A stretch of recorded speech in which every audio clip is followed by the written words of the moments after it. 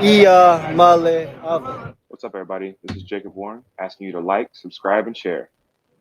Dave needs this. The Dave Hooker Show, represented by Banks & Jones, Tennessee's trial attorney. Play to win, banksjones.com. The Dave Hooker Show. A presentation of Off the Hook Sports. Objective insight, expertise, top guests. Available on YouTube, Apple, Spotify, and the Off the Hook Sports app. Download now for free. Also available on offthehooksports.com. I compute and obey. Now to Dave Hooker. Ready. Okay, we start with Are We Dooming Yet? That may be a new term that we'll pick up. Welcome to the program. Hope you had a fantastic weekend as we are loaded for bear today with basically a news dump Friday happening right after we went off the air. So you had Tyler Barron, Doneiko Slaughter entering the transfer portal. I do remind everybody that you can enter the transfer portal and theoretically come back. You had Keenan Pili, who announced that he will be able to return per the NCAA. So that appears to have cleared. We talked about the Seton commitment, just a lot going on Friday. So a lot to unpack on the program today. Also, the basketball Vols with a big win against Illinois. So we'll discuss that. Our 5 favorite minutes is all about you at the end of the program. So there is just a lot, and we're looking forward to it. And we had someone request on the YouTube message board about just go over all the transfer portal players in play. So we're going to do that. The ones that Tennessee is after. I apologize for a little bit of a raspy voice, as it was, I think I may have a little bit of a, I don't know, what do they call it? Speaker's voice or something. I remember John Wilkerson of the Vol Network, when I used to work with him, would get it from time to time. In other words, I talk too much, Caleb. Well, I don't think you talk too much, Dave. You got a beautiful voice. Oh, I appreciate that. Not quite the same as it was when we last spoke, but here we go. Let's get off and running. Today's tough question. It is on the message board, and it's brought to you by our good friend at Andy Mason, realestate.com. Here we go. Today's tough question. Today's tough question. Take a side. Take a stand. The Dave Hooker Show. A presentation of offthehooksports.com. All right, let's reset this thing. What all happened on Friday? Only one bit of news happened while we were actually on the show. I don't know that anybody tried to news dump this on purpose. I think Tennessee just had a lot of meetings with a lot of players on Friday. It's not like the political realm where you say, oh, we're taking away your voters' rights on a Friday afternoon. But you won't talk about it because it's Friday afternoon. That is known for people that aren't in the news biz as a news dump day. I don't think it was that, but a lot happened Friday afternoon. So why don't you unpack that for me before we get to today's tough question, which is on our YouTube channel right now, and we want you to vote. So here we go. Take me through Friday and what all happened while we were on the air, and then what all happened with potential transfers out. Today's tough question. I'll get to that. Brought to you by Andy Mason of AndyMasonRealEstate.com. A lot happened on Friday, Caleb.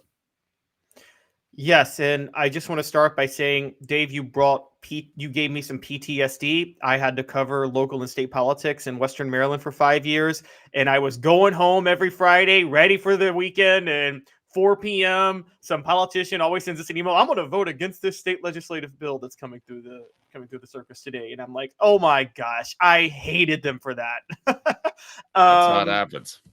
Always. Oh, it drove me crazy. So what happened on Friday was a few things. So the first one, and we were churning them like, Dave will tell you, like they were coming on us as we were writing one, another one was hitting. So the first was Doneiko Slaughter entering the transfer portal, a defensive back. I was writing about how big or not big of a deal that was. And as that's happening, Jonathan Echols, a 2024 4-star tight end commitment, flips from Tennessee to South Florida. For those who don't know, he had committed to Tennessee because of Alex Golish. That was the biggest reason he committed to Tennessee. Alex Golish himself was a tight ends coach along with an offensive coordinator. That is his specialty.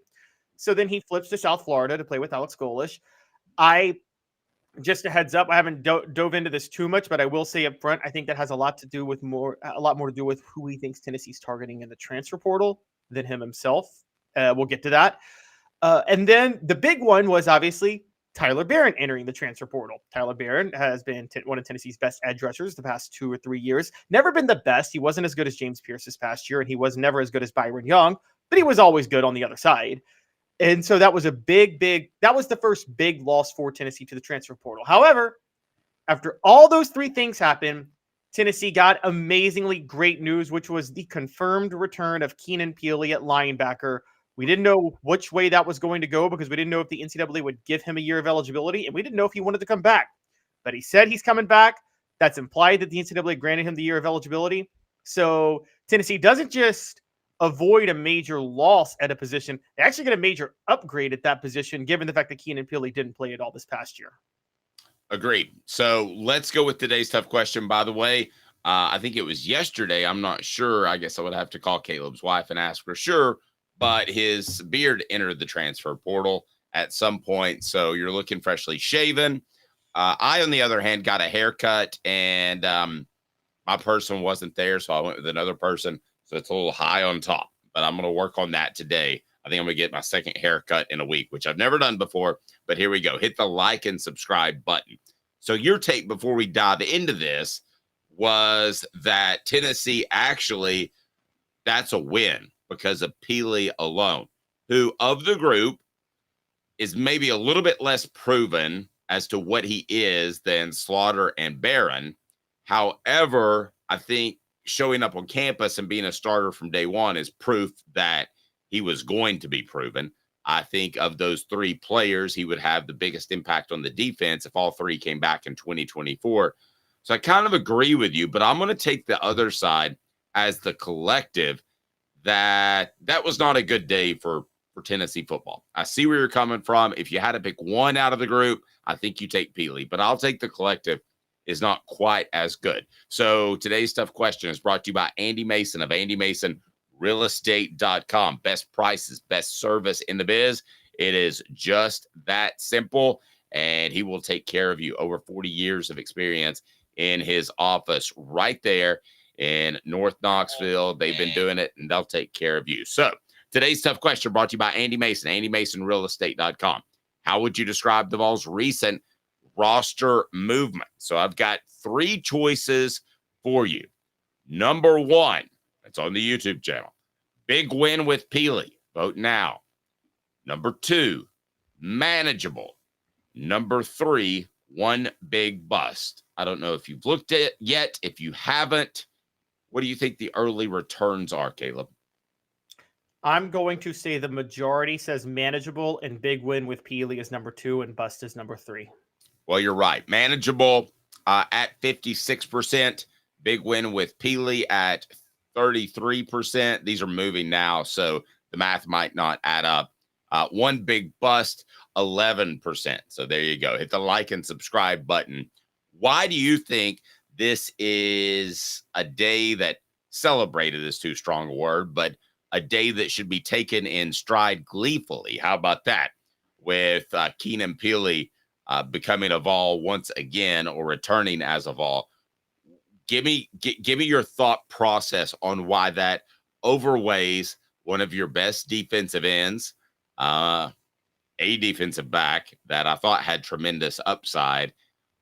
You mentioned the tight end that is decommitted, and then they lose out on Seton on Friday as well. So give me your reasoning if you can, sir. Okay, so the reasoning is, so in the age of the transfer portal, having your needs filled becomes a bigger deal than depth. Am I right, Dave? Because you're just not going to get the depth you want. Even if you're Alabama and Georgia, you're not going to have the depth you want like you did in the past. So it's more important to make sure you have your needs filled. So let's talk about needs for a minute. Okay, Jonathan Echols flips and goes to the portal. Well, or goes to South Florida, excuse me. Well, Tennessee football has Ethan Davis, and every sign points to they're going to add another tight end in this transfer portal, one that they believe in. And Ethan Davis was the rising superstar of that unit anyway. Okay, so now let's go to the cornerbacks.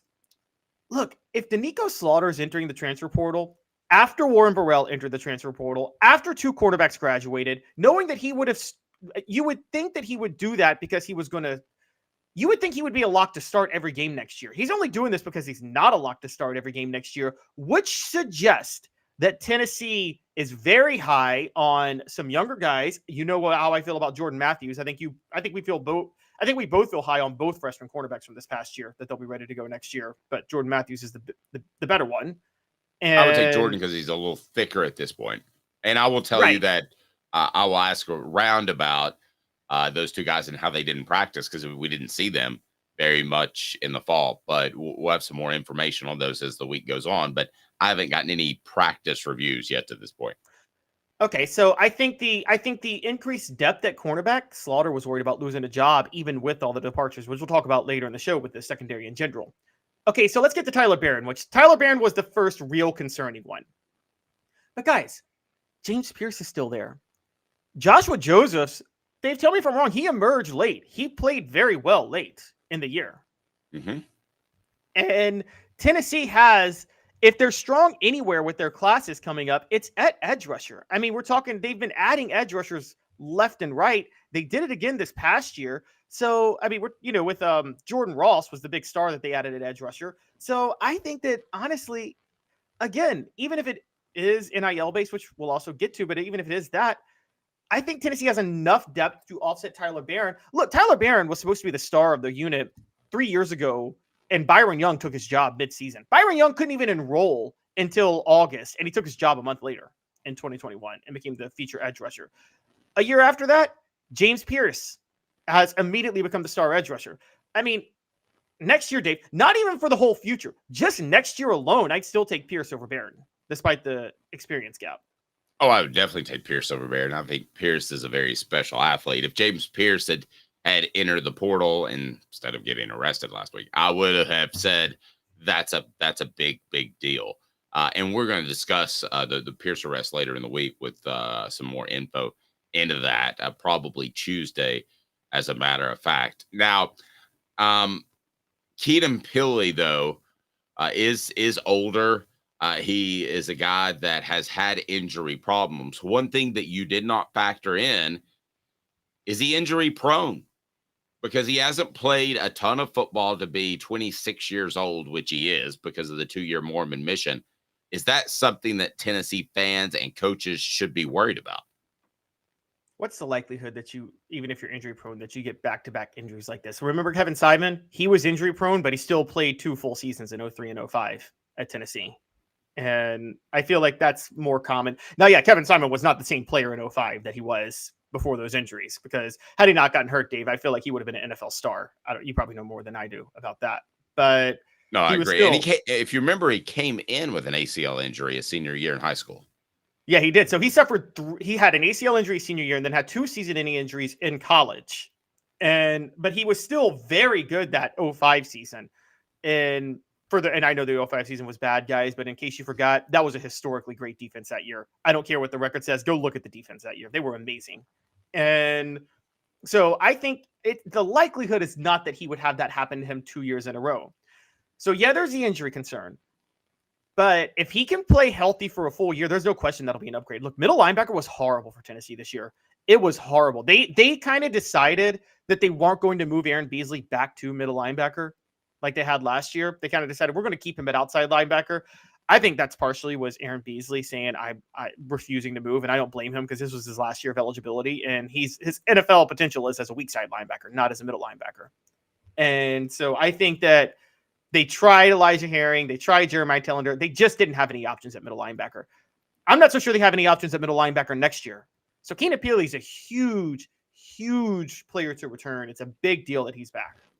Nope, agree with that. Hit the like and subscribe button. Go ahead and vote on today's tough question, which is on our message board now. I'll update you, but it looks like Manageable is going to continue to take the lead and probably end up sewing this thing up. But we want your votes. Big win with Pili, Manageable, one big bust. How would you describe the Vols' recent roster changes with Echols, Doneiko, Barron, Seaton not committing, and Pili will be a Vol? So The other thing that cropped up from the weekend, and Caleb was on top of it on Saturday and wrote a story about Tyler Barron. And this is something that I knew that we were going to have a discussion about, have had a discussion about, but now it's pretty much in black and white when Tyler Barron tweets out. I want you to paraphrase the tweet, but tweets out something about the NIL and Nico and how much money he got. So what did he tweet out that prompted you to write a column on Saturday? It wasn't what he tweeted out. He liked another tweet. So the tweet was from a guy named Rob Huddleston. Or I'm sorry. Well, he retweeted it. Didn't he retweet it? Yeah. No, he just liked it. He didn't retweet it. He just liked it. But it was from November the 21st. It was from @JordanMoore_21 and said, quote, if the Tennessee NIL collective is willing to spend $8 million on the number one quarterback in the country, then they better be willing to pay some of these COVID seniors to stay another year, or next season will be a disappointment also, especially along the offensive line.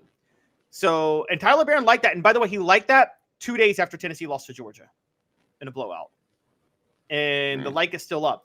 I apologize to you guys. I should have known that. I should have looked at this up when it happened, because we should have reported on it, when it happened, because that would have immediately given off the vibe that we would have known he was hitting the portal. That's on me, because I scour Twitter a lot and I missed that. But at the same time, he's already entered the portal once. He entered in 2021 and came back. It's very clear he's entering it now over NIL. And you're right. You do wonder if this is a concern, but I mean, I'm not saying this from Tennessee's perspective. From Tyler Barron's perspective, if he's hitting the portal over NIL, this is short-sighted, because playing opposite James Pierce is a great opportunity for him next year for his NFL potential. I agree. And he's got a really good coach in Rodney Garner that can help develop him as well. Let's not forget that. And here's my issue with somebody drawing attention to Nico getting paid. I believe in a free market society. If we had the Vol report with Cooper Mays, the Vol report with Nico, and the Vol report with the punter, Jackson Ross, they all wouldn't get paid the same. And that's something that the Lady Vols are dealing with now, because it is based off of what exposure you can bring to said company. Here's the problem that I have with Tyler Barron, and portions of the program brought to you by Campbell, Cunningham, Taylor, and Hahn. Enjoy life when you see better. Local vision service for LASIK. They can also do cataract surgery and regular eye examination. ccteyes.com, ccteyes.com. Campbell, Cunningham, Taylor, and Hahn, and they're local. I spoke to, and I don't care to share a quote off the record conversation, because it ended up being on the record. But when I was first visiting with Cooper Mays and Jacob Warren about being on the Vol Report, which the Vol Report with Cooper Mays will post later today, if you're watching on a Monday, if you're watching live, if you're watching on a delay, it's already there. But I asked both Jacob and Cooper Mays, and we ended up talking about it on the podcast, so it wasn't an off-the-record discussion anymore. Do you care that this Nico guy may be getting $8 million? Does that bother you? And they both looked at me and said, no, he's a quarterback. I mean, it's the same thing when you're in high school. Who got all the girls? Probably the quarterback. Who gets the most money in the NFL? Probably the quarterback. Who has the most pressure on him? The quarterback. So Tyler Barron, if you have a problem with that, then you need to figure out football for a second, and the way things work, and the way a free market society works. The simple fact is, even if you're the best defensive end in the nation, well, let's say Will Anderson, not 2022 Will Anderson, but 2021. Let's say you're that guy. An elite quarterback is still worth more than you. I'm sorry, that's a fact. And if you don't get that, then I question your maturity and understanding of the sport. Yes, and we know what this did to Tennessee last year. Jeremy Banks got into a fight with Hendon Hooker because he was mad that Hendon Hooker was making more NIL money than him, and Joe Milton had to break it up. And Quite honestly, by the way, Dave, looking back on that fight, I don't completely know. I do want to add an addendum. I think there are a lot of things going on in Jeremy Banks's head that week. I think that was one of them before the South Carolina game, but I do think it was a factor. Oh, I agree. By the way, just random side note, but I thought about this the other day. Joe Milton breaking up that fight. I wonder if that was the day Joe Milton became captain of the team.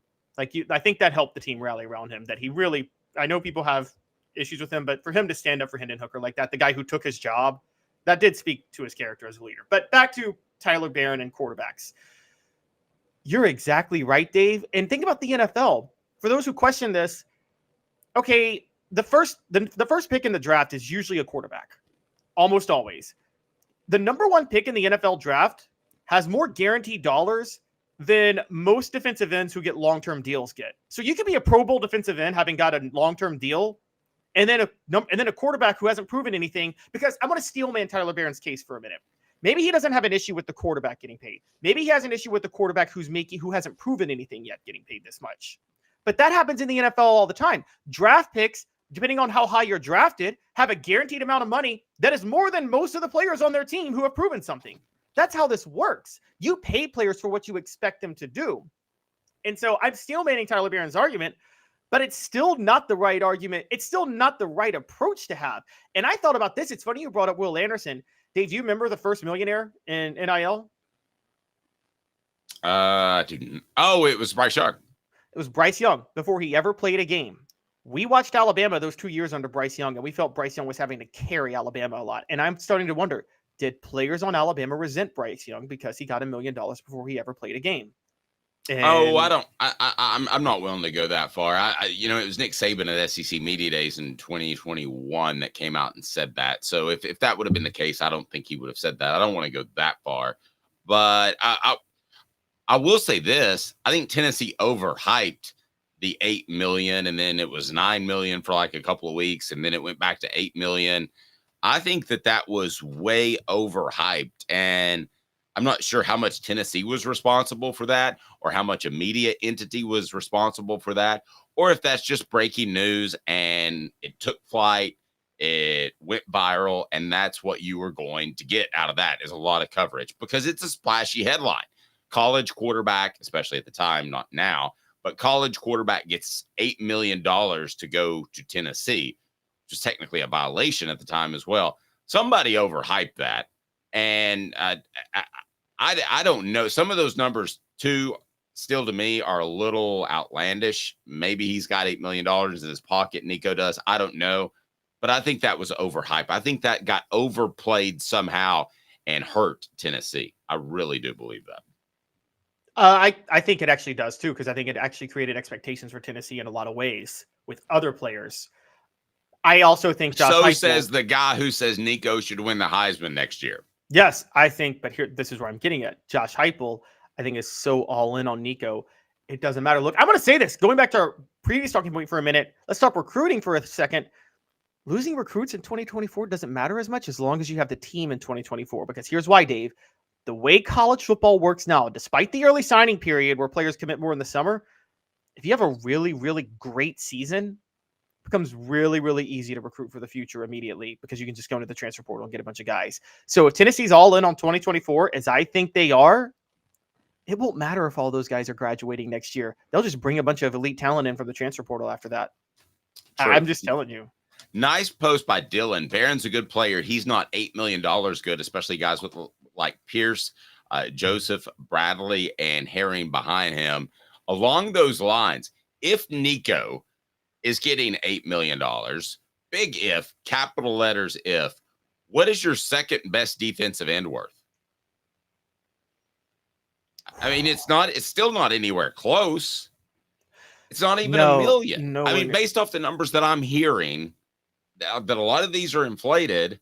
I think if you go home with $300,000 or $400,000 this upcoming year, you've done pretty good. Well, I mean, you look at Cooper Mays, and nobody deserves more NIL money than Cooper Mays based off what we saw last year. And I think he would like to get somewhere close to that $750,000.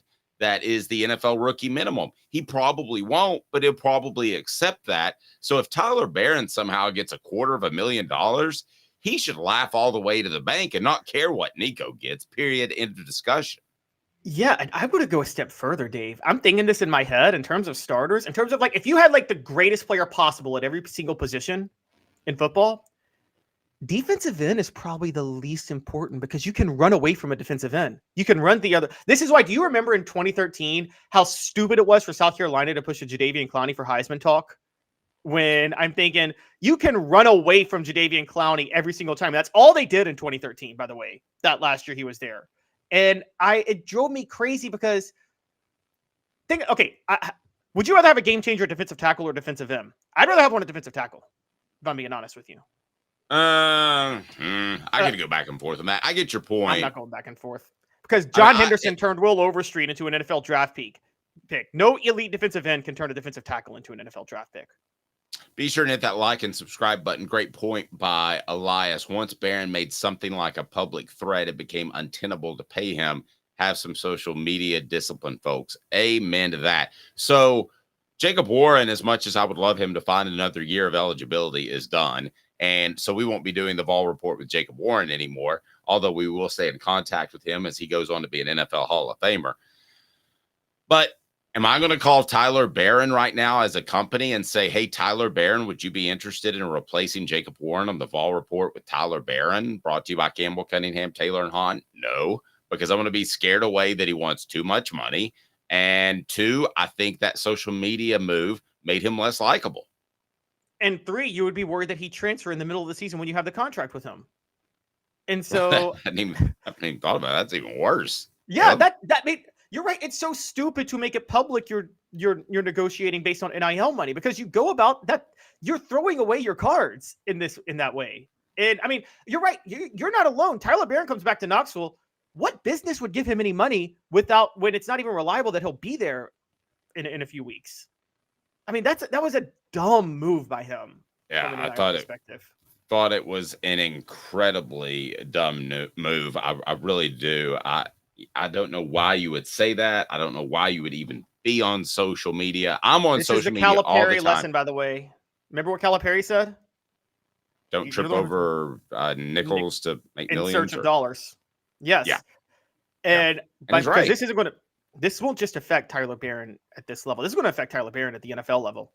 Because, the NFL, they throw character into everything they do, don't they, Dave, when they're drafting? Particularly with defensive ends. And they're like, oh, is this kid kind of going to be a problem? He may have cost himself a few million just based on where he's going to get drafted now. Yeah. It is time for a little bit of Vol football history brought to you by Rick Terry Jewelry Design. They want to be your jeweler looking for affordable game day jewelry. How about the Fire Opals, a Tennessee tradition? Go to rickterryjewelry.com. It was 1951 as we go back as Tennessee's wrapping up one incredible season, a national championship, and the Vols were led by future Hall of Famers like Hank Laricella, Doug Atkins. That was an incredibly good team. Let me ask you this. If you had, before we get to the Vols in the transfer portal, because there are a lot that Tennessee's still after, and Caleb Giroux has that covered on offthehooksports.com. What was better, the 1951 team as compared to their time, not playing the 1998 team? Obviously, advances had been made and conditioning and physical ability and that sort of thing. But who was better? Who was more dominant in their time? This day in Tennessee football history is brought to you by Rick Terry Jewelry Design. Who was more dominant amongst their group? And I know you know history like nobody else, Caleb. Yeah, it was still the 1998 team. Now, if you asked me the question, if you asked me the 1938 team, I would have probably leaned more 38. But the 1951 team, I mean, you got to remember they did lose their bowl game that year. So that it wasn't emphasized too. It wasn't emphasized. I know that, but technically the 51 team had to share the SEC title with Georgia Tech. I would also argue that they played 2 ranked teams that year, Duke and Kentucky. Beat both of them, but the schedule was so much more. The SEC in 1951 was not the SEC of today. During that time, it was universally accepted that the Southwest Conference, the Big 8, and the Big 10 were all better conferences than the SEC during that time. So the schedule alone, I mean, Tennessee played 2 ranked teams, the number 16 ranked team and the number 9 ranked team. Tennessee played 3 teams in 1998 ranked higher than their best team in 1951. So when you factor in the schedule, you factor in they didn't lose any games, you factor in they had to play 2 more games in the 1951 team, I would say even adjusted for it, I'm going 51. Now 38, 39, you got me. 1939 in the regular season, Tennessee didn't allow a point. In 1938, they shut out like 7 of their 10 opponents, I think. So but then 51, to be fair, should have had a Heisman winner. Hank Loricella should have won the Heisman that year. I will also say that, for those who don't know, that's the first SEC team to win the AP national title, the 51 Vols. Funny enough. All right, so I would go 98. Smoky Mountain Red giving you some love. When does Caleb's History podcast start? He has too much information in that head. In fact, it already has. Do you want to attach a link about the championship games? And we've got more coming up throughout the season as we catch our breath with football season over. Kind of. December's becoming the busiest month, but a great got another one piece. coming soon, by the way, about the history of SEC bias on how that perception started. Love it. Put the link right now if you can with your history of conference championship games in the message board, but don't tune away from us, by the way. So, because we've got big time news, including transfer portal news that is up next. And it's very, very important because Tennessee's kind of getting down to the nitty gritty here as the Vols try to secure a top 10 class, which may be out of reach as they're floating around about 12, but we're going to give you all the ones, all the prospects, all the portal players that they're after, sports treasures, carrying over 5 million sports treasures, and so much more. Follow them on Facebook and get the daily updates. It's awesome. Facebook.com is you just go Google for Sports Treasures TN. Follow them. I share all the time because the stuff is so awesome, not just because they're a very valued client. Remember, support our sponsors. That's why we're here. I'll tell you what, coming up, we're going to give you transfer portal news you need to know. If you hit like and subscribe, we would greatly appreciate that. We'll get rolling up next with the transfer portal news. By the way, I would like to thank our software program that helps us with the podcast for changing all of their logos. So I have a little bit of trouble managing to get around. They've got Christmas-themed icons. 2 minutes, transfer portal news. Sun, sand, and salt water, the beach is a very relaxing place. Unless you wear contacts. Ow! Open your eyes to the best the beach has to offer with LASIK vision correction from Campbell Cunningham Laser Center. Sports Treasures in North Knoxville is one of the South's largest sports cards and memorabilia dealers, featuring over 10 million sports cards from vintage to modern. Sports Treasures carries a full line of hobby boxes, singles, autographed memorabilia, Tennessee Vol collectibles, fan cave decorations, and so much more. See a museum full of collectibles at Sports Treasures, 4819 North Broadway in Fountain City, and Sports Treasures on Facebook. Sports Treasures, where the real sports fan goes to shop. Have you seen the latest TriStar Hats Co. product? TriStar Hats Co.? What's that? You know, those really cool hats, shirts, tumblers, and even license plates with 3 stars like the official Tennessee flag and stripes like the American flag. Pretty patriotic if you ask me. Gotcha. Seen those. Those are cool. Where can I get them? Simple. TriStarHatsCo.com. And if you order now, there's 10% on any order $50 or more. Plus, use the promo code HOOKED. With the promo code HOOKED, you get 10% off. That's hooked. And don't forget free shipping with any order over $50. Stock up at TriStarHatsCo.com. That's TriStarHatsCo.com. There are plenty of wannabes out there, so make sure you go to TriStarHatsCo.com for the best quality and customer service. Will do, and I'll be sure to use the promo code HOOKED. That's hooked when I do, to save an additional 10% off. TriStarHatsCo.com. TriStar Hats Co. is a trademark of TriStar Hats Co. LLC. Any use without express written consent is prohibited. The Dave Hooker Show, represented by Banks and Jones, Tennessee's trial attorneys. Excuse me, Your Honor. Play to win, BanksJones.com. Who's this guy? Hello, wizard. The Dave Hooker Show, Who? a presentation of Off the Hook Sports. What? YouTube, Apple, Spotify, and the free Off the Hook Sports app. Back to Dave Hooker. little bit of blowback on the message board on the Tyler Barron thing, liking the fact that somebody posted that Tennessee had better take care of Nico, or he's not going to be worth $8 million, and now entering the portal for the second time. Dylan saying, personally, I wouldn't take Barron back.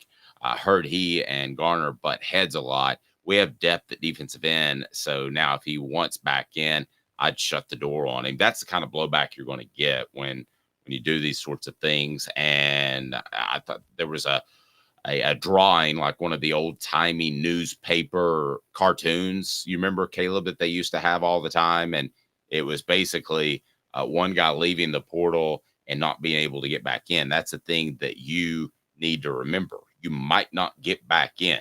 Might not get back in at Tennessee. Tyler Barron's good enough where he's going to get a scholarship somewhere, don't get me wrong. But I think you also don't realize how good you have it at Tennessee. Ask McAllen Castles. He was making his own food in his housing unit at UC Irvine. And he comes to Tennessee and he's like, whoa, I can have tenderloin today. I can have shrimp today. I can have salmon today. I can have whatever I want because of this spread and the way I'm taken care of. And it helped add weight to him, helped turn him into a better player. So some blowback on Tyler Barron.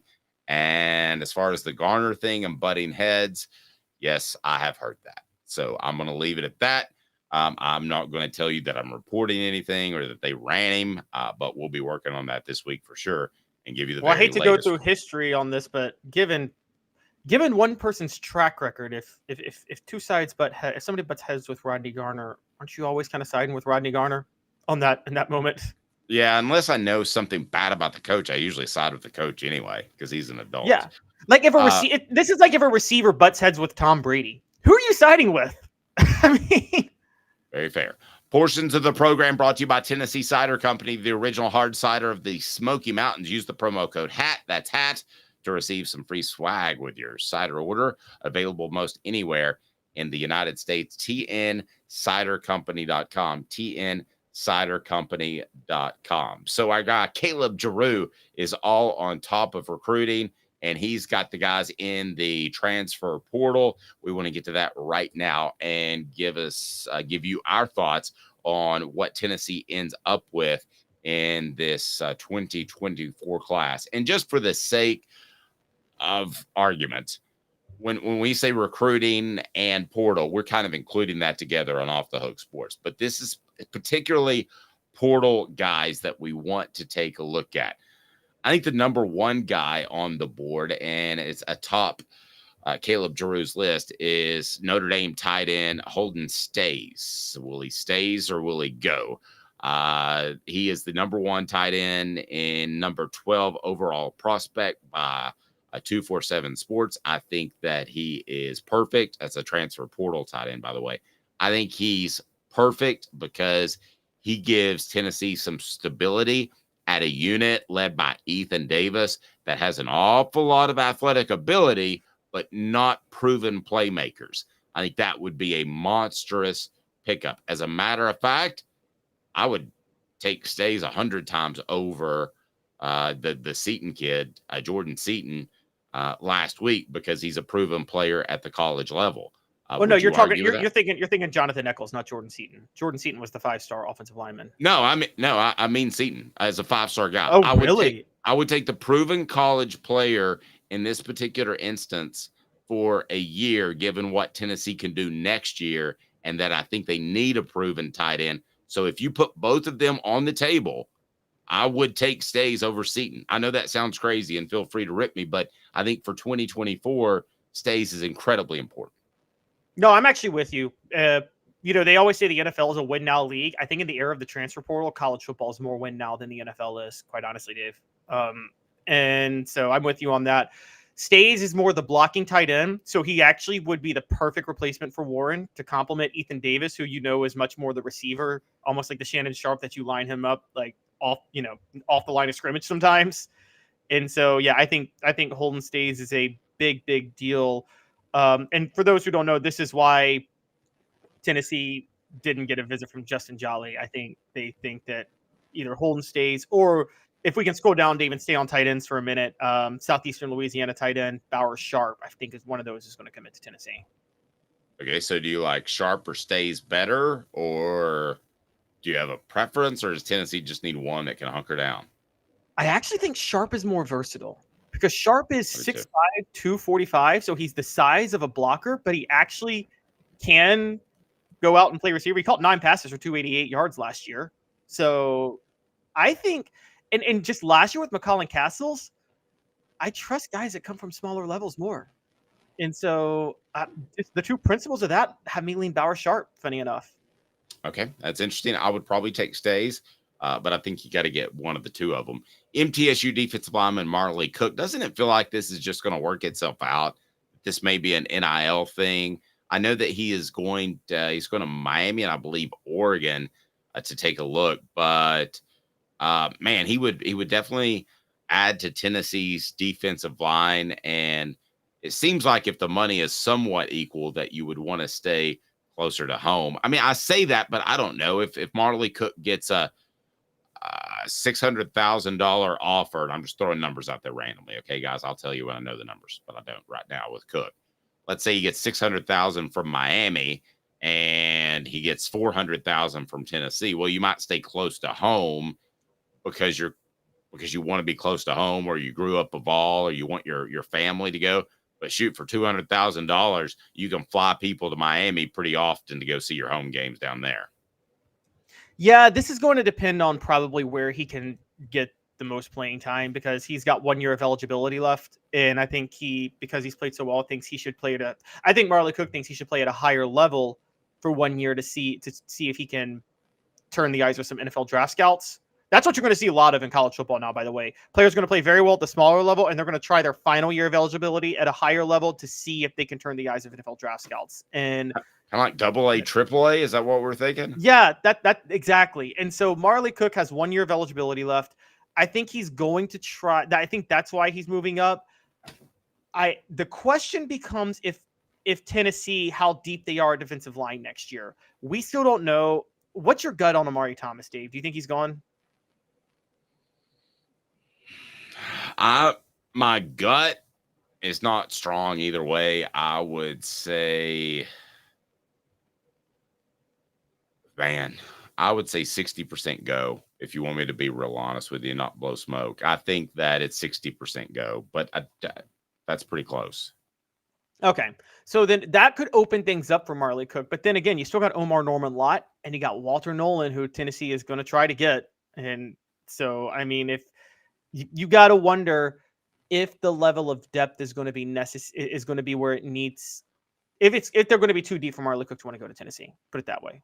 Okay, I see where you're going here. Now let's get to a Texas A&M prospect that I think would be huge for the Vols if they could bring in. And portions of the program brought to you by Don Self, Greater Chattanooga area. He is your State Farm agent. Customer service still matters. State Farm agent Don Self and his team take customer service very seriously. Call 423-396-2126 or just go to donself.net, which is right below donself.net. They pride themselves on making sure your family won't have anything to worry about at the time of a claim. So check it out, donself.net. Customer service still matters. Your friendly neighborhood State Farm agent for the Greater Chattanooga area. Now, we knew that some people would leave Texas A&M when there was a coaching change there. That's just natural. Offensive lineman Remington Strickland. That's a great James Bondish sort of name. How big of a pickup would that be for the Vols? Not as big as I thought it might be a week ago, because I think Tennessee is going to be pretty set on their offensive line this year. And I think Strickland would be more of a tackle than a guard. So he would help for depth. I'm just going to say this. I wouldn't spend too much NIL money on him. I probably wouldn't either, because I think that offensive linemen struggle to make the transition, and that's what we saw. I mean, I thought John Campbell was above average. I'm not knocking that pickup, but Andre Keurig wasn't much of anything, and he only played because of the Cooper Mays injury. So I don't know how many offensive linemen teams let get away in the transfer portal unless there's just a personality issue. Rhode Island defensive back Saeed Gibbs. This would be one that would make me think that Tennessee maybe knew the Slaughter thing was coming. Yeah, I agree. And this isn't the weird part is usually players coming from smaller schools, Dave, like I said, have 1 year of eligibility left and are trying to try themselves at a higher level. Saeed Gibbs has 3 years of eligibility left. He just balled out so well at the smaller school, at the smaller level. So I think he wants to go ahead and try himself now. I always caution kids about that. I get it. If you've already graduated, do it. Go ahead and do it, right, Dave? But if you haven't graduated yet, might want to get that degree first, because just because you balled out at a smaller level does not mean you're going to ball out at the SEC level. And you could be nudged into the portal a year later. Great. Elias Post, building an offensive line with transfers is a scary idea. Elias, you can't do it. Completely agree with you. Maybe one or two, but don't depend on them. If they show up, call it the Curry rule. I don't want to sound mean. Well, this is if he shows up and he's not ready to play, you better have another plan. This was, for everybody that's questioning Deion, one of the smartest things he did. And we have to give him credit for this. Yes, Shedeur Sanders got wrecked a lot last year. Deion built his team through the transfer portal, but did you notice he didn't go for offensive linemen at all? He knew he was going to have to build his linemen on the recruiting trail more than the transfer portal. And somebody mentioned how Lane Kiffin tends to build his team through the transfer portal. Yeah, he does, but he's going to be really, really up and down. I think your foundational players such as offensive linemen and defensive tackle, that they need to be there for 3 or 4 years. And then you can, and quarterback is a foundational player, obviously, and you can supplement around that. UConn tight end Justin Jolly is on Giroux's list, but it certainly sounds like Tennessee is no longer interested in Jolly. Yeah, I don't think they're interested in Jolly anymore. Southeastern Louisiana tight end Bayer Sharp, who you mentioned, and then my favorite name, no question about it, Kentucky tight end Jordan Dingle. He's very good. Oh God, I'm not even going there. I'm not going there.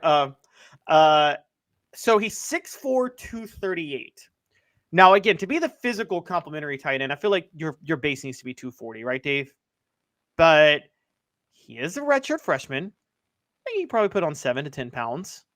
And, if you could get him to 250, he'd be very complimentary. He was a freshman All-SEC tight end in 2022. Don't forget that. So the guy does bring some promise. I would say, but this year had a bit of a drop-off, 11 catches for 198 yards. So I don't know what you're going to get with him fully, but he is somewhat proven at the SEC level. And if you could add about 12 pounds on him, you might have a really good, you could get something out of him. Yep. Click like and subscribe now. We got a big group on board. If you haven't subscribed yet, you absolutely have to do that. And then we have one more remaining on the list. No, Dingle was our last one. So give me your top 2 out of that group that you would take to the bank right now, and you wouldn't be worried about what else happened in the transfer portal because of the help you get from these 2 guys. Give me your top 2. Jordan Dingle, since we just mentioned him, because he's the most proven at this level, and I don't think he's transferring because he can't play or anything like that. And probably Marley Cook, Jordan Dingle and Marley Cook. I'd like to argue with you, but those were the 2 that I were going to pick as well. So, in the interest of being genuine, I'm not going to throw other names at you. Just one prediction, by the way. Yes, because you see Oregon's hosting a lot of defensive linemen right now. We talk about building through the transfer portal. Dan Lanning has tried to rebuild Oregon through the transfer portal up on the lines. He's in for a rude awakening in the Big Ten, isn't he? When he goes up against those Wisconsin linemen that have been playing together for 3 years. Oh, yeah, I believe so. I think it's here's the other thing. I mean, there could be a big difference if you're at a smaller school and you don't have the support to get bigger and add weight. And there's a big difference in 5-10 pounds of muscle, even at 300 pounds, than not having that because you've been at a smaller school that doesn't have the same support, nutrition, and conditioning support. So that's a big deal. Brainerd Golf Course and Brown Acres Golf Course. Click right below. Chattanooga's best public courses, tee times available always. Again, just click below Brainerd Golf Course and Brown Acres Golf Course. They are absolutely phenomenal courses. Hard to believe they're public courses. So fun to play on. And it is time for 4 downs. We're going to continue to take a look at the portal and graduation news as the Vols lose their entire secondary except for Wesley Walker. So 4 downs right now. And what should people do, Coop? Cooper Mays here. Hit like and subscribe. They'll do that. And it's brought to you by Dynasty Pools and Spas. 4 Downs brought to you by Dynasty Spas, the most comfortable spas made in the United States of America, right here in East Tennessee. Drop in for the all-new showroom in Athens. Dynasty Spas, perfect for all 4 seasons. 4 Downs, presented by Off the Hook Sports. 4 downs, 4 seasons. That's Dynasty Pools and Spas. All right, so we'll jump in the hot tub with Coop, as I know Caleb loves to do each and every day. What down, Coop? Coop here. First down. Thank you very much, Coop. I appreciate that. So Dynasty Pools and Spas, I'll tell you about them more, though, from transfer portal news. First down, what defensive back will the Vols miss most if all that we think leaves, which would put Slaughter, obviously, on the board. He could come back, okay? So we're not writing him off. But if Slaughter's gone, which one of those do they miss the most, Caleb Calhoun? If Slaughter's in the portal, the one they miss the most. And recap real quick all the defensive backs that are in the portal. And so I'm not counting the ones graduating, because one of the reasons they're losing starters is because Kamal Hadden and Jalen McCullough have graduated. Right. Because easily Kamal Hadden's going to be the most missed, and he was the most missed when he got hurt this year. Right. Slaughter, Warren Burrell, Jack Luttrell, and Brandon Turnage. Of the 4, I don't think they're going to miss any, but I'd say Warren Burrell by default. He's played the longest. I think it's Slaughter because I still think there's that upside. I think he could go to another school and it could click. I don't know why it hasn't completely clicked, but it could click. I've seen players like that kind of just waffle around for a couple of years and then suddenly it clicks. All right, second down. Is that right, Coop? Cooper Mays here. Second down. Well, being in the hot tub with Coop. What defensive back will Vols miss the least if all leave? I remind you that 4 downs in this breakdown of Tennessee's defensive backs in the transfer portal is brought to you by Dynasty Pools and Spas. Imagine having the best spas made right here in the U.S. in your backyard. Dynasty Pools and Spas has their showroom open in Athens with the best hot tubs and spas in the market. Delivery, they can do that. Complete support, spa cover, and chemicals to keep your spa bubbling at its best. They've got some blemish models you can save a ton on, too.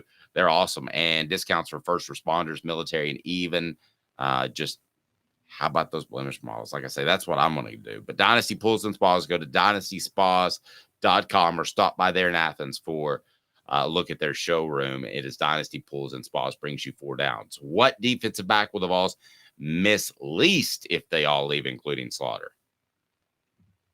I mean, by default, also Jack Luttrell, because he hasn't really played. Yeah, I would say Luttrell. But give me a guy that's really played. So Slaughter, Warren Burrell, or that'd be Slaughter or Warren Burrell, one of the two. So I said Warren Burrell, so I want to say Doneiko Slaughter for the other one.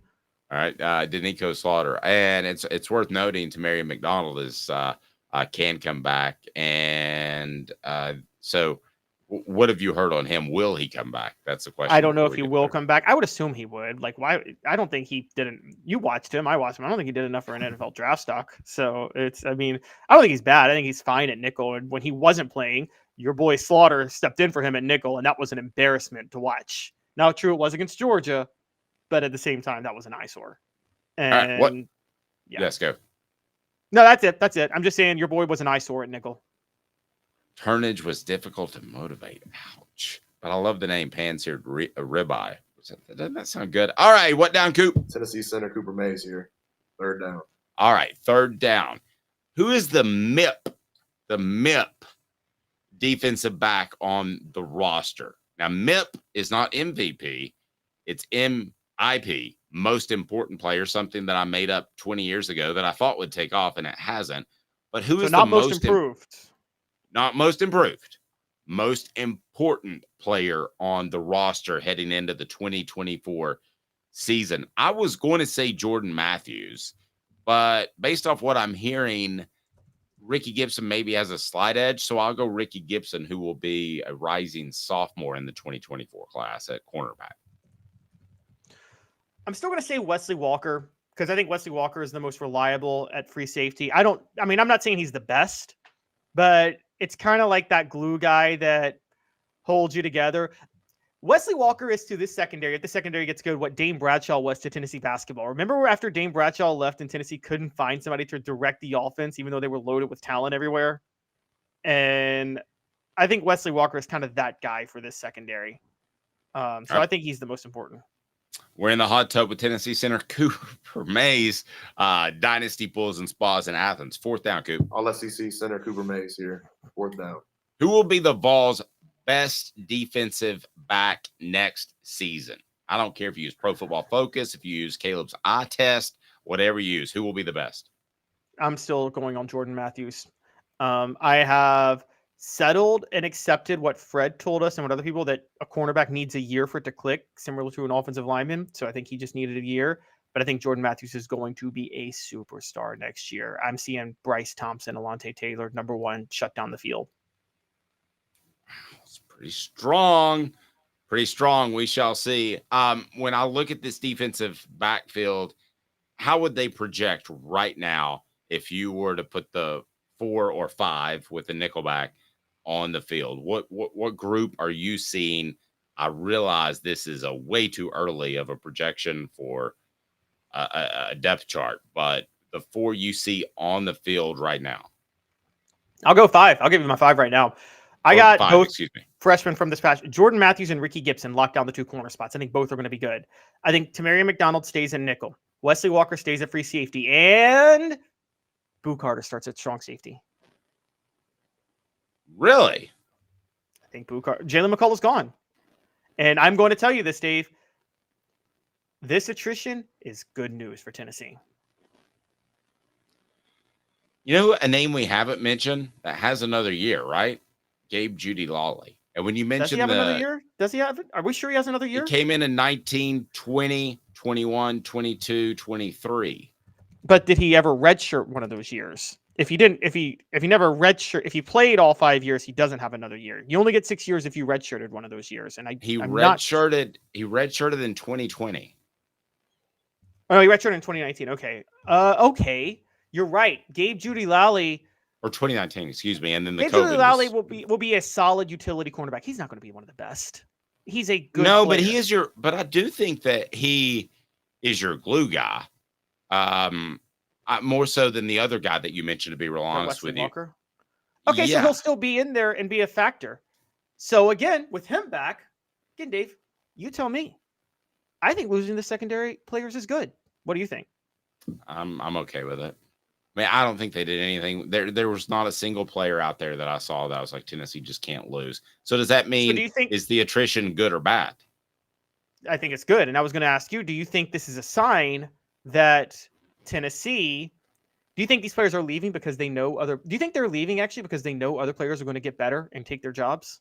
That's what I think. See, I knew you were going to ask me that. And I don't want to sound like the homer guy that says, oh, Josh Heupel is asking these guys just to cruise on because he's going to build a better secondary. I don't know that, but there certainly is the possibility of that. Derek's saying it's good. I think that it's probably good. But again, I like Doneiko Slaughter's upside. I did like his upside. Didn't see it on the field, liked his upside. And by the way, you can start a freshman at strong safety. That's why I mentioned Boo Carter. Because what do strong safeties do? They hit. They hit. Eric Berry was plugged in at strong safety. Larry Slade started Gerard Parrish the first game over Eric Berry against Cal because of seniority. And you probably covered that team, right, Dave? Yes. And worst personnel move in the history of Tennessee football, right? Starting Gerard Parrish over Eric Berry for a game. That would be true.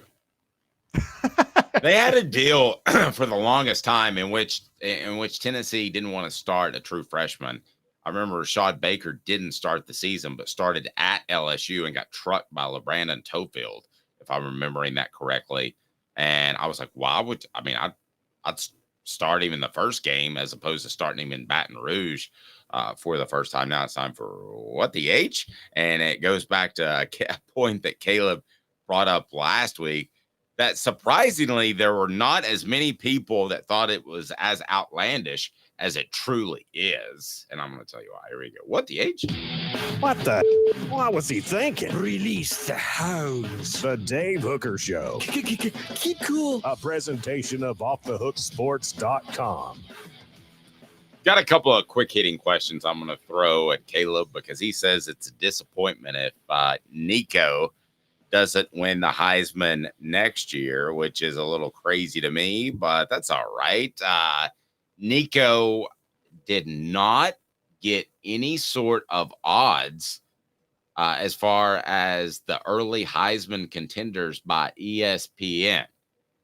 Is that crazy, Caleb? They did all returning players. To be fair, I don't care. It's still crazy. Nico should be getting odds. To get this out of the way, because I know you had a Heisman vote, congratulations to Jayden Daniels. That was a well-deserved Heisman. I don't care that LSU went 9-3. Jayden Daniels was the best player in football this year, and you can't tell me otherwise. I agree. And I went, by the way, just for those that were wondering, if you were, my Heisman vote was exactly the way it turned out. So I thought it was one of the easiest years. I usually spend a couple of hours really looking at players. It didn't take me nearly that long when I sent my vote in. I thought it was kind of a blah year in the Heisman race, to be real honest with you. And I want to ask you this.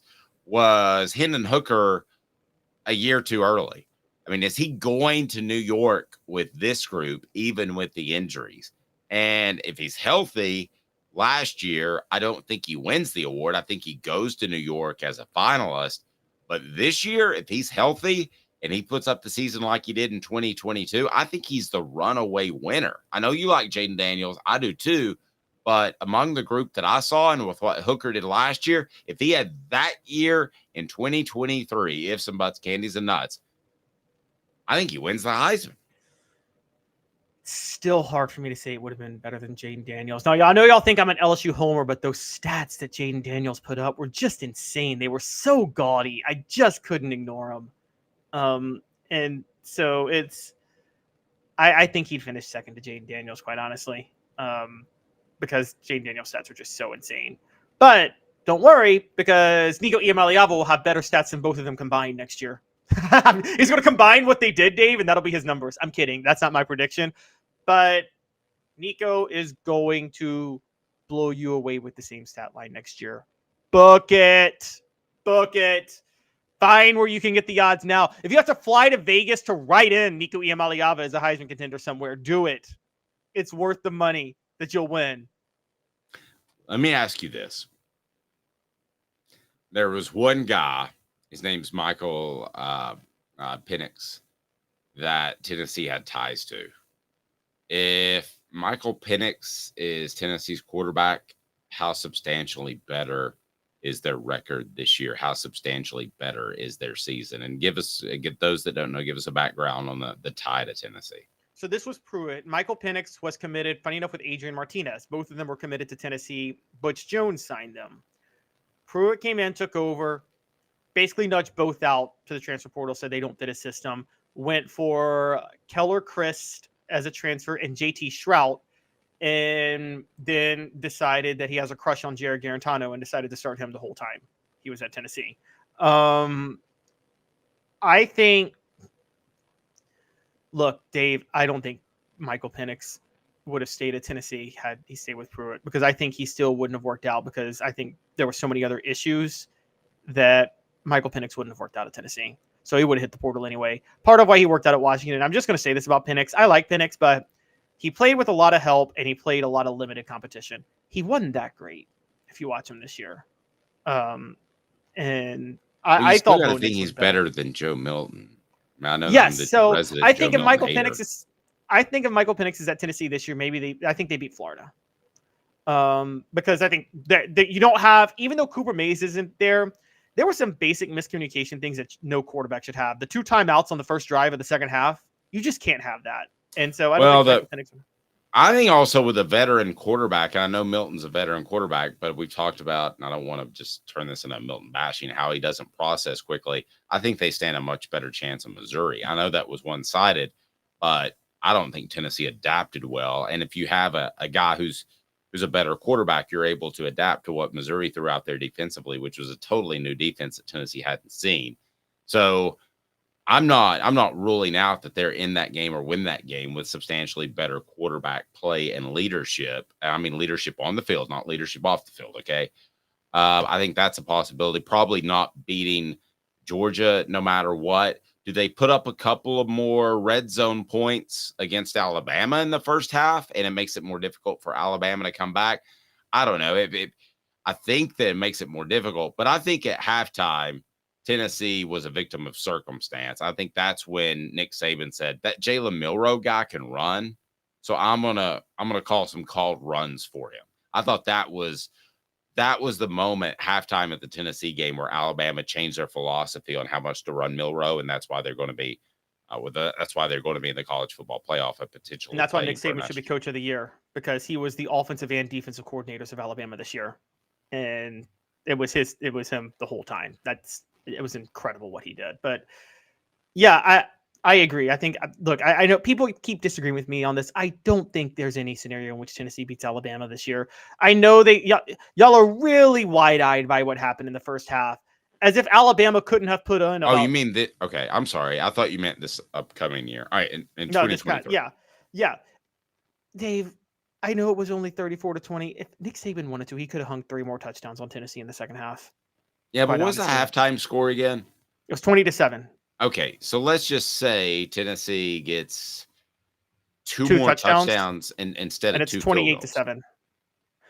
Okay, Alabama still wins 34-28. And I also, again, Nick Saban left about 2 touchdowns on the field in that game. Y'all, Tennessee wasn't in Alabama's class talent-wise. And I always thought Nick Saban in-game coaching was a little bit overrated. I had to change that after watching him this year. He was superb. He was flawless this year. I think Tennessee could have been up 40-7 and would have lost that game with how Alabama played in the second half. I don't know. I think then you don't go to the Jalen Milroe running the football because you're worried about clock a little bit more. I think Tennessee wins that game if they squeeze 8 more points out of that first half. I really do. Brought to you by Harold Group Security Solutions, leadership, experience, specialization. I hate to say it, but we've seen another incident of workplace and school violence, another couple just recently. Well, Harold Group Security Solutions will take care of that with former military personnel that are highly trained to protect your workspace or your children's school. Your children's school. We're in private schools now. I want to be in public schools as well. So go to your school administrator and say, you have to look up Harold Group Security Solutions. They just happen to be based in East Tennessee. You're so blessed and fortunate they're there. HaroldGRP.com. You can click right down below. But Harold Group Security Solutions, making your children and making your work safe special. And we all know how important that is to avoid the tragedies that we have seen in the past. When I look at this past season and that Alabama game at halftime, I still wonder to this day if in that half, which is roughly 20 minutes, if Nick Saban makes the decision to run Jalen Milroe as much, and if not, if they make the college football playoff, I'm going to say no to both. I think that he's got to throw the ball to overcome a bigger deficit. He doesn't discover or he doesn't utilize Jalen Milroe as an elite runner, and Alabama doesn't make the college football playoff. I think it was that impactful on the entire season.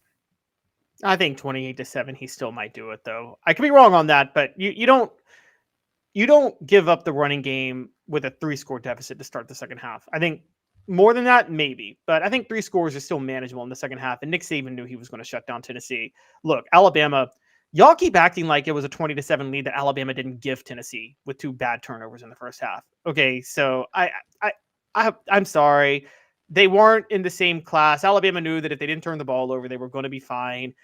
And y'all, I'm seeing on the message board, I'm being called an Alabama homer. I was called an LSU homer at the start of the year. I must root for every team that is not Tennessee, according to you guys, okay? Because I'm a homer of 5 different teams now, Dave, at this point. And, I don't know.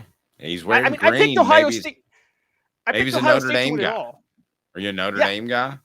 Yeah, you're right. I'm a Notre Dame guy. I also picked Ohio State to win it all. What's wrong? Am I an Ohio State homer? You guys are ridiculous. Okay, if I don't sit there and say am I a homer of another team because I don't sit there and say, well, Tennessee is the greatest team in history and would blow that team out by 40? All of a sudden, I'm a homer of that other team. Okay, I don't think Tennessee beats Alabama, regardless of who's quarterback, regardless of what's happening, because you're forgetting that 20-7 lead. I think with any other quarterback, they get one more touchdown out of that and make it a 24-7 lead. And it's because of that one turnover that Alabama had that they spotted Tennessee. So I disagree. I disagree. I'm with Dylan. Dylan said we left 14 points on the field at half because of inaccurate passes. No, you left 8. You left 8. Inaccurate passes cost you 2 touchdowns, so it turned into field goals. You didn't leave 14 points on the field. You left 8. So that's all I'm saying. And also, Alabama gave you one of those field goals anyway with an unforced turnover.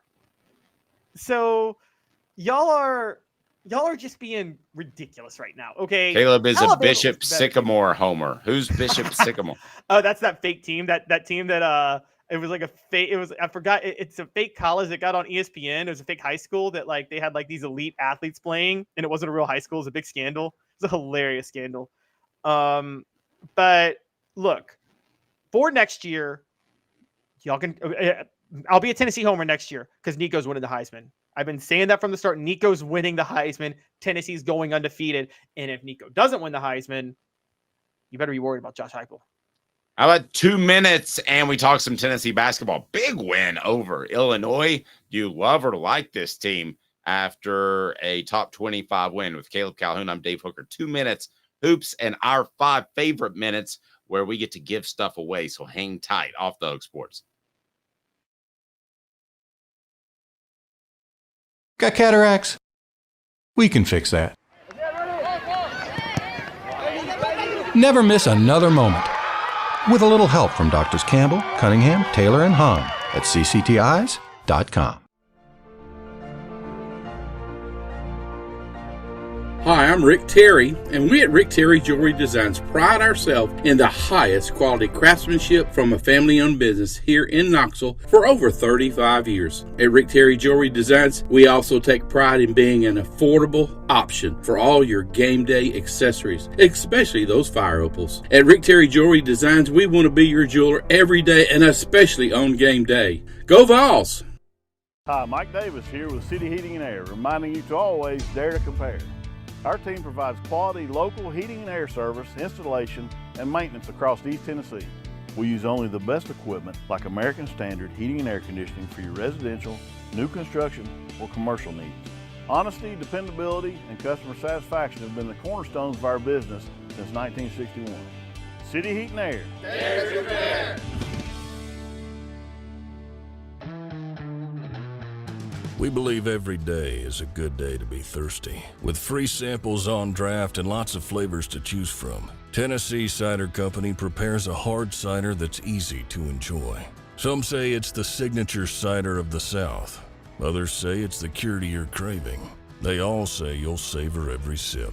The area of Gatlinburg has so much to offer, and so does Tennessee Cider Company. Add us to your list for shopping and fun experiences. You'll be glad you made the trip. Find our cidery in the Mountain Mall on the Gatlinburg Parkway. Sip smart. Sip the good stuff. Sip Tennessee Cider Company. Thirsty yet? Doors open at 10 a.m. The Dave Hooker Show, represented by Banks & Jones, Tennessee's trial attorney. Play to win, banksjones.com. You're listening to The Dave Hooker Show, a presentation of offthehooksports.com. The internet is full of pictures of each and every one of you. Available on YouTube, Apple, Spotify, and the Off the Hook Sports app. Download now for free. Is there nothing you people can't do? Also available on offthehooksports.com. Hey, do me a favor, hit that like and subscribe button. Would greatly appreciate that. So we can bring more people onto the channel, continue to hit milestones, and very happy about that. I guess Rick Barnes probably always has a milestone, as he is one of the most winningest coaches in college basketball history. I don't know if wins against top 25 teams is on the docket, but Tennessee did so against Illinois. What were your thoughts over the weekend about the Vols? Tennessee's basketball team is really tough for me to put a finger on at this point. Caleb, what are your thoughts? I actually think that Tennessee won Saturday, and I'm saying this for the first time all year. They finally addressed a concern that I had for them in March. And here's why. I'm going to repeat what I said is the issue with Tennessee. I have no doubt that in a 7-game series, they could beat any team in college basketball. I don't care. In a 7-game series, I'd pick them to win it all if the playoffs were that. But in a win and go home, my question was, when they run into a red-hot shooting team where guys, I don't care how old school you think, defense wins championships. It doesn't in college basketball. If a team is shooting the ball well, the greatest defensive team in history can't stop them. Those bad boy Pistons teams could not stop one of those random small colleges shoot if they're red hot shooting the ball. You just can't. It's how basketball works. The question is, can you match them offensively? And you have to match them with 3-point shooting of your own. And you also have to match them with an inside presence. 1, just in case you're not as red hot shooting the ball, but 2, to take pressure off your 3-point shooters. So this all came down to Jonas Adu. Against Illinois, a very good defensive team. They lead the nation in opponent 2-point percentage, and they're third in opponent effective field goal percentage, and they are 7th, I believe, in rebounds. So they're an elite interior team. They're top 25 in rebounding margin. So they win with elite interior defense. Jonas Adu dropped 14 points. He scored 10 points inside the circle, 4 off offensive rebounds. That is what you need from Jonas Adu. I've been screaming it to the high heavens from the start, is you need that. He's your one big who can draw players away from underneath the basket, but can still score, but needed to prove he could still score underneath the basket. They tested him underneath the basket, and he did well. Caleb, let me ask you this. Are you surprised he was able to do that? Do you think he can do that consistently? That's my question. Yeah, I would think so, because playing big underneath the basket, that's not something that comes and goes. It's not like red hot shooting. You should be, if you can do it one time, you should be able to do it consistently. So now, I would call that the Kevin McHale rule. Right, exactly. So the question becomes, because what's been happening, Dave, John Calipari figured this out last year, Dave, which was John Calipari said, you know what? We're going to sell out on the perimeter, and we're going to let Ross Plavchik try to score underneath because we don't think he can. We're going to play soft on him for the most part. And they did that. And Tennessee's had trouble ever since offensively. Jonas Adu, Illinois played that same style on Saturday, but they did have a big under the basket. Jonas Adu worked him the whole game. And that's a big deal because now teams have to pull off a little bit, because what you saw, Dave, in the second half, Illinois kind of spread out a little more, and Jonas Adu draw players away from the basket, and Zakai Ziegler and Dalton Knecht can score on ISOs all the time. So you guard them one-on-one on the perimeter, they'll beat you driving to the basket every single time. And the key to have their 3-point shooting where it needs to be was for Jonas Adu to make sure that you had to respect him when he was under the circle, under the basket.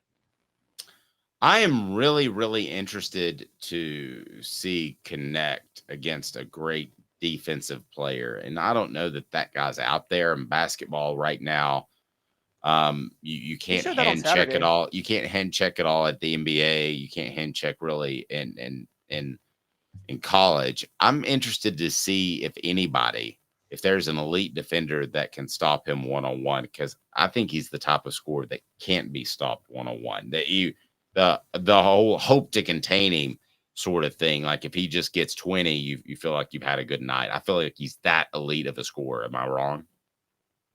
No, you're right. And he put that on display the other night. Illinois doesn't have one elite lockdown defender, but they play the greatest team defense in all of basketball. They're the best team defensive team in all of basketball. And Knecht dropped 21 on him. And again, most of that was in the paint. And not only did he drop 21, but he was finding the right guys. He was 2 of 5 from 3. I mean, and yeah, no, I think you're right. And the thing I give a lot of praise to is most of Tennessee's scoring on 2-pointers was finally underneath the basket, not the mid-range. You know, I'm so sick of Rick Barnes' teams loving the mid-range shot. And I'm very big on outside of Knecht, because, you know, sometimes that elite scorer like the Kobe, you let them take the mid-range shots because they're so good at it. But I don't want to see Zakai Ziegler, Santi Vescovi, Josiah Jordan-James. I don't want to see any of them shooting mid-range shots whatsoever. You either drive to the basket or you shoot a 3 or you pass it. One of the three, if you're those three. But I agree. Connect is that Tennessee is fully, completely constructed as a team now. Exactly what you want them to be. They have no weaknesses, and they showed that on Saturday. So the only question is exactly what you said. Will Jonas Adu keep that up? Well, and the other question is, does Rick Barnes get conservative and wear his team down as the season goes on? I mean, that is the moral of the story. There's no reason to believe that Tennessee can't win 4 in a row and go into conference play riding that win streak. I mean, they've got Georgia Southern, who Connect might score 40 points against on Tuesday. They've got then NC State Saturday, Tarleton State, and Norfolk State before they play Ole Miss to open up SEC play. So SEC play on January the 6th. Is Tennessee going to go 4-0 in those games? They should. If they don't go 4-0, that's a big concern. So, yeah, they'll go 4-0. They'll be 10-3 starting SEC play. And I've said it from the start. I'll say it again. I don't care what happens all I'm watching the regular season for is to see how this team is constructed and if they're capable of a March run based on how they're constructed. The success in the regular season for Rick Barnes, to me, does not matter anymore. I don't care. Nothing he does in the regular season is relevant anymore. He's at the point of where, remember LeBron after that finals meltdown against Dallas? And finally people were like, I don't care what you do in the regular season, LeBron. You got to do it in June. Nothing you do matters until June now. And then to his credit, he went and won back-to-back rings. Rick Barnes is at a point, nothing he does through February matters anymore. True. NC State is the one that is hard to put a finger on. I mean, they beat Vanderbilt in that Vegas showdown. They got hammered by Ole Miss. It wouldn't stun me if Tennessee slipped up and didn't play their best game and lost to them, but they shouldn't. Right now, NC State, who the Vols play on Saturday after Georgia Southern, they are 6-2. They're 4-0 at home, but I mean, that really doesn't matter because it's going to be at the TBA, brought to you by the produce section at Food City. If Tennessee doesn't go 4-0, I'm not going to raise the red flag, but I would raise the yellow flag or like a yellow card, perhaps in soccer. I mean, that would be disconcerting if they don't have this run. And let's remember, against the Georgia Southerns of the world, you don't have to play your guys for 40 minutes out there. You can rest some guys. They've got a long break. They should be fresh before they host NC State. There's no reason they shouldn't go 4-0 and head into the Ole Miss game on January the 6th, riding a pretty significant win streak. Yeah, I agree. It's I mean, guys, don't forget that Zakai and Santiago Vescovi are still getting healthy. They're not fully back yet. So that's why I'm not raising the red flag if they go 3-1 right now.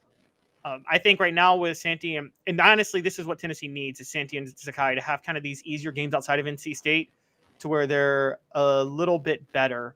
They get a little bit better and a little bit more in the rhythm. So I wouldn't worry too much. But you're right. You raise a great point. I mean, I've seen it happen before, and Rick Barnes seems to have the Jim Harbaugh effect where he grinds you so hard, you're mentally drained. But Dave, you were a fan of those Cowboys teams. Jimmy Johnson grinded players harder than anybody, and they responded really well to it. Yeah, they held full contact practices the Thursday before the Super Bowl, which was just bizarre. I mean, Nobody does that. The Bills didn't have full contact practices for all the playoffs. We saw how that worked out for them.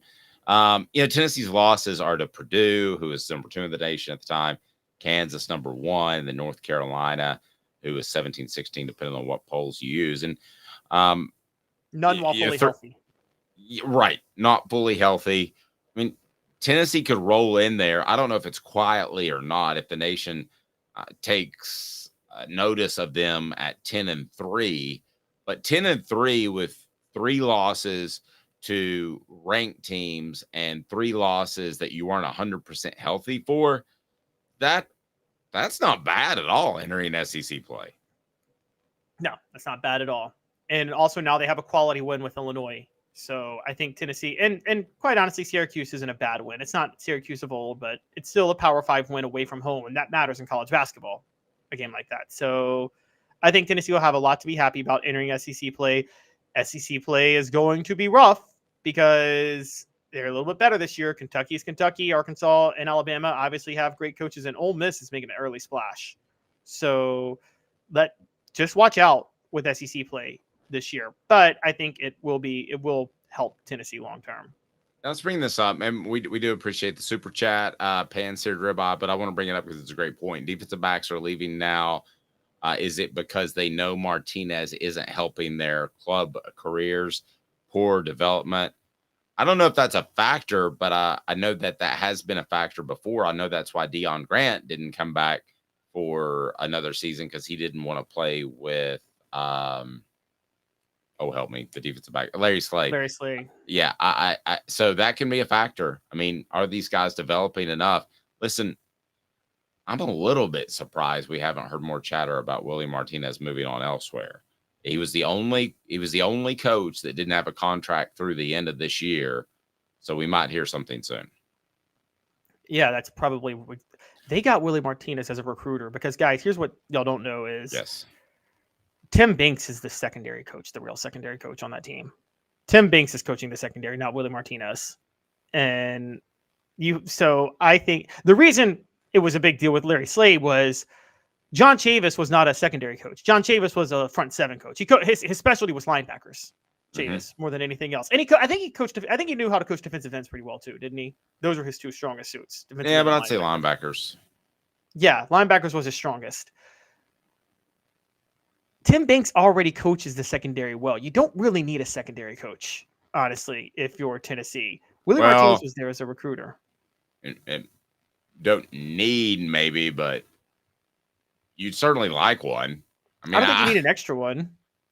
Well, but you would like a guy that's going to be able to fall in line with what you're teaching, just to have the extra set of eyes. I'm not going to take that coaching position and say that it's just a nothing, just needs to be a recruiter. I've always thought if you're willing to take a position coach and say, dude, we know you're not a great coach, but you just need to recruit like heck. That's running backs. I would have said tight ends, but running backs is right there.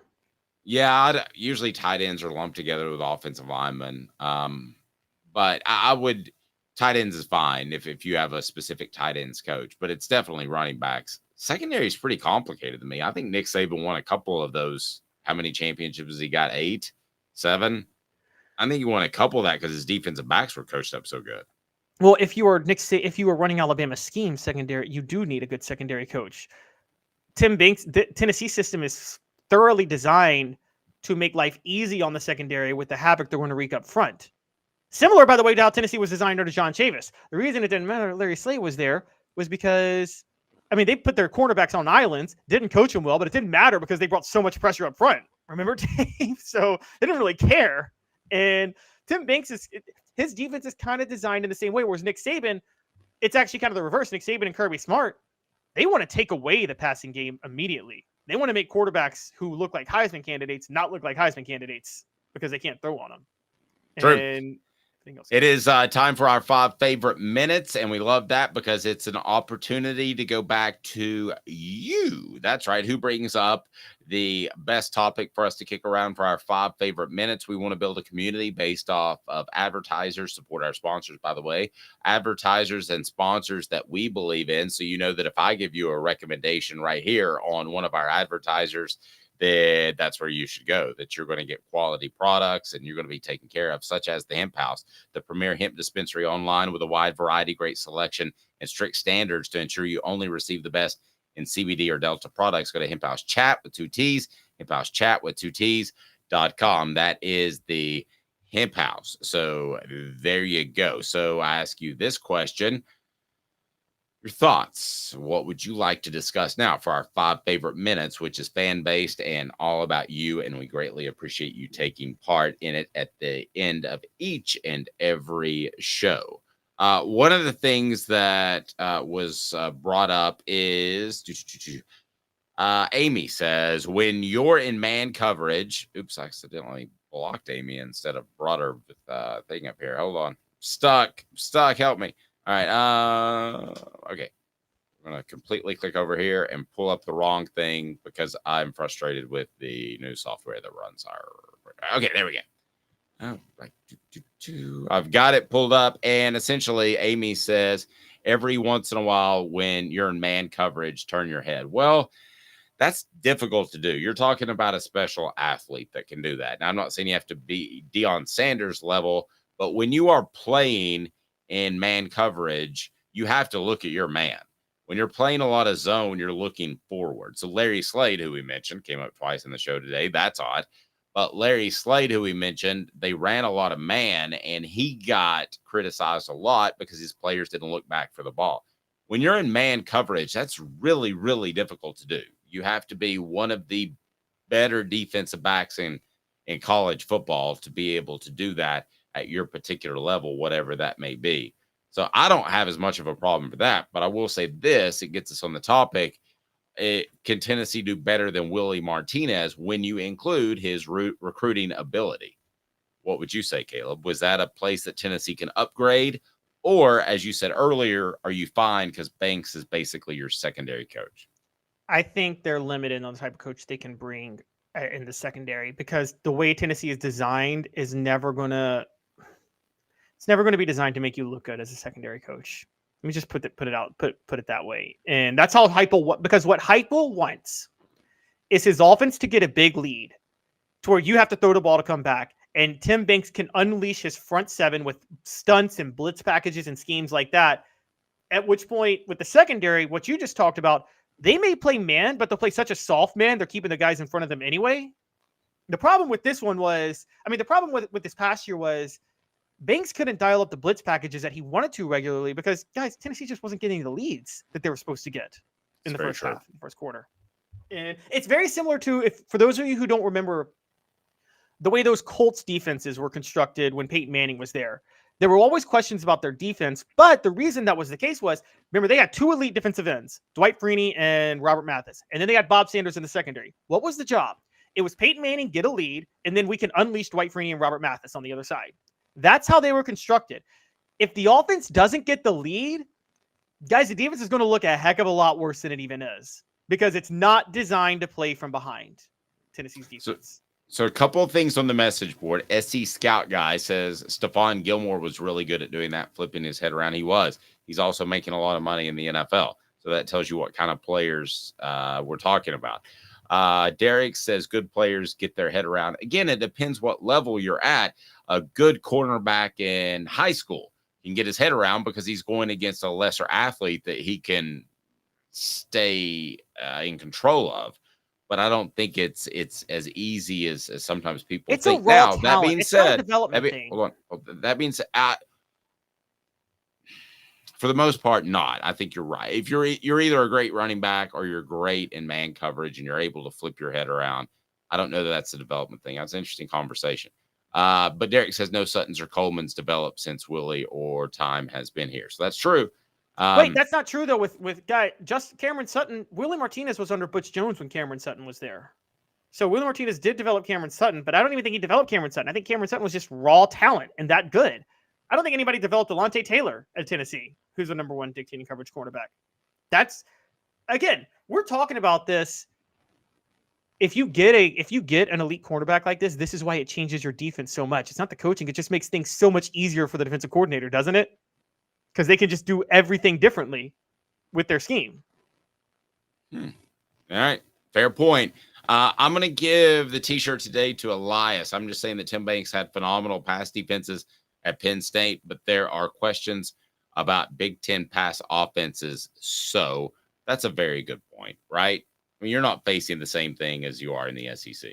No, that's a very good point. Big Ten doesn't throw the ball well. They've never been known for that. They're a run-oriented offense. I'm also going to say, though, that, again, Josh Heupel didn't bring Tim Banks with the expectation of having a great pass defense.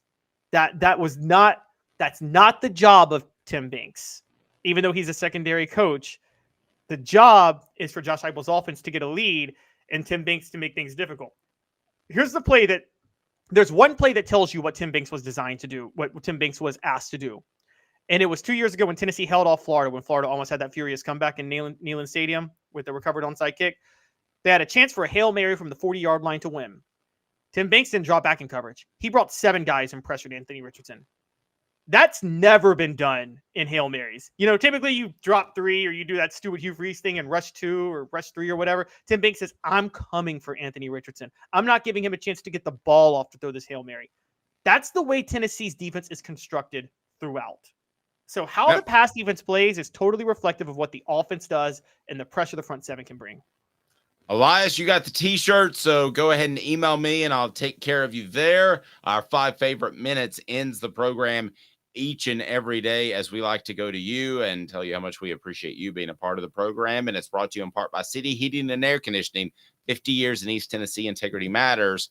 I'm telling you what, don't trust a fly-by-night HVAC company to tell you you need a brand new unit that could cost you thousands or more. cityheatandair.com. He's Caleb Calhoun. I'm Dave Hooker. This has been a presentation